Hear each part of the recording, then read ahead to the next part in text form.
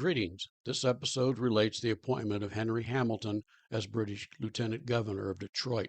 Hamilton will play a key role in the when George Rogers Clark took Vincennes away from the British.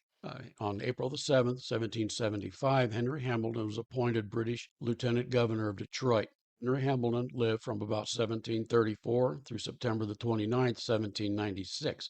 The son of Henry and Mary Dawson Hamilton, Henry was probably native to Dublin, Ireland. Historians know very little of his early life until he enlisted in the 15th Regiment of Foot in 1755. He served in the Canadian Theater of Operations during the French and Indian War, participating in the attack of Fort Louisbourg and the Battle of Quebec in 1758. During the war, he rose in rank from captain to brigadier major.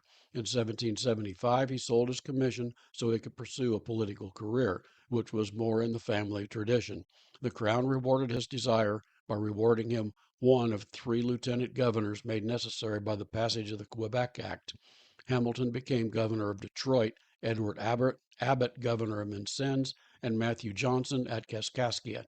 Hostilities had broken out between the Americans and the British in Massachusetts. The Battle of Lexington occurred on April the 19th, 1775, between the Americans and British troops. The struggle had spread to other colonies. Fort Ticonderoga in central New York had fallen to Ethan Allen and his Green Mountain Boys. The Second Continental Congress had convened in May 1775 in Philadelphia.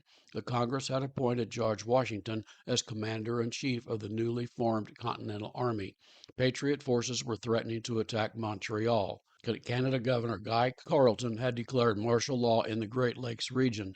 Henry Hamilton arrived in Detroit as the new lieutenant governor amid this gathering storm. Hamilton's position was a delicate one. He was a civil leader, not a military officer. Thus, he had few soldiers under his command. The French had originally occupied Detroit, giving it up to the British at the end of the French and Indian War in 1763.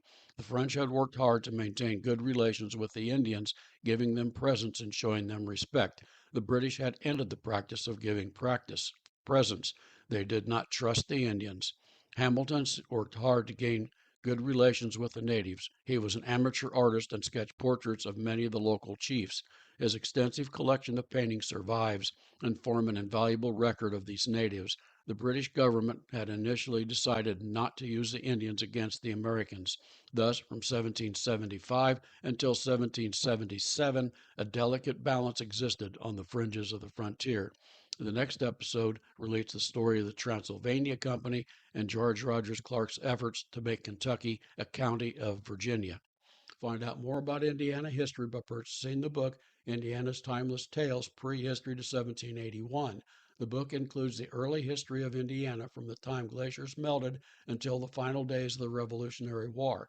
The book includes sketches of the native tribes that inhabited the state, as well as French outposts established during colonial times. You can find it on my website, www.mossyfeetbooks. There are links to Amazon, Barnes & Noble, Google Play, and other online booksellers. Purchase the book in ebook or softbound versions. An audiobook version is available on Google Play. Residents of southeastern Indiana can find my books at the Walnut Street Variety Store on George Street in Batesville. At the conclusion of this series, I will compile the episodes into an audiobook. The audiobook will be available on Audible, Amazon, Apple, Barnes & Noble, as well as many other audiobook sellers. You can also order these books directly from me, the author, on the webpage. If you wish me to sign the book, just send me an email to mossyfeetbooks@gmail.com requesting assigned books and instructions on how you want me to address it. Note, if you send me an email, I will add you to my contact list. Readers on the list will receive an email from me announcing when I publish a new book. If you do not want me to add you to the list, tell me and I will not add you. Listeners of this podcast that want an email notification of my new releases can just send me an email requesting addition to the list. You can choose to have your name removed at any time. If you browse the website, you find dozens of sample chapters, one for each of my books. I hope you enjoyed this podcast, and thank